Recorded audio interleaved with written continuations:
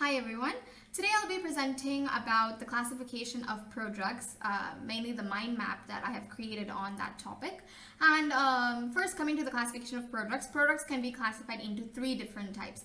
So there's carrier-linked prodrugs, bioprecursors, and polymeric prodrugs. And in carrier-linked prodrugs, we have biparatite prodrugs, triparatite prodrugs, and mutual prodrugs. And in this case, we're going to be actually looking specifically on the two categories of prodrugs, that is bioprecursors and mutual prodrugs. So first, let's start with mutual prodrugs. So mutual prodrugs actually consist of two synergistically active drugs which are attached to each other, where one drug acts as a carrier for the other and vice versa. So in other words, one drug acts as a pro-moiety for the other, and sometimes the carrier itself can be synergistic. So mutual prodrugs can actually be further classified into biparatite and triparatite mutual prodrugs. And an example of the biparatite mutual prodrug is benorelate, which is a mutual prodrug of paracetamol and aspirin.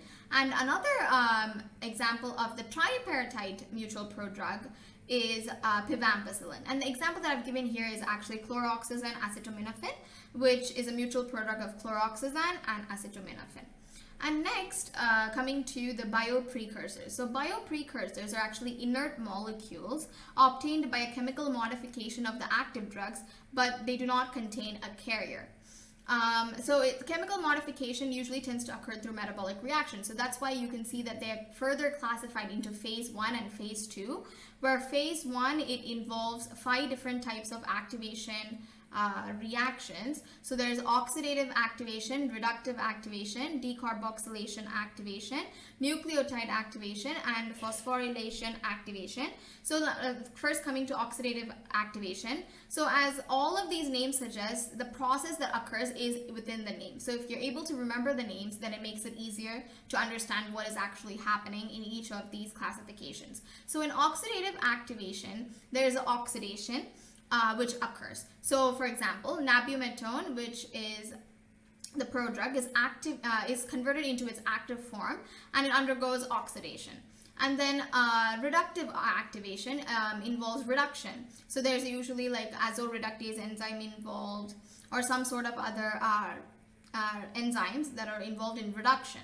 So in this example that I've given structure-wise, we have prontosil, which is reduced to sulfanilamide. And then we have decarboxylation activation. Decarboxylation activation is the removal of a carboxyl group. So for that purpose, to explain that, I have given an example of levodopa, and dopa decarboxylase is the enzyme that works on levodopa and it converts it into dopamine. So this is an example of decarboxylation activation. And then we have nucleotide activation. So this is a type of nucleotide metabolism reaction. So there's 6-mercaptopurine, which is converted into its active form, okay, and by the enzyme that is known as hypoxanthine guanine phosphoribosyl transferase. So that is the enzyme that acts on this 6-mercaptopurine to convert it into its active form.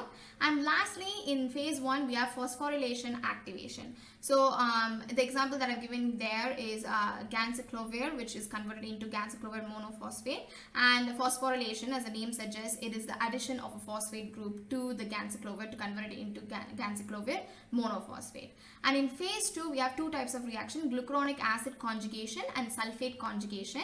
And glucuronic acid conjugation. So a conjugation basically means combination of, or combining. So we're going to add UDP glucuronic acid to the drug. So in this case, the example that I've taken is morphine. So when you add that UDP glucuronic acid to morphine, and it is acted upon by the UDP glucuronidase transferase enzyme, and so it is converted into morphine glucuronate. So that is a glucuronic acid conjugation.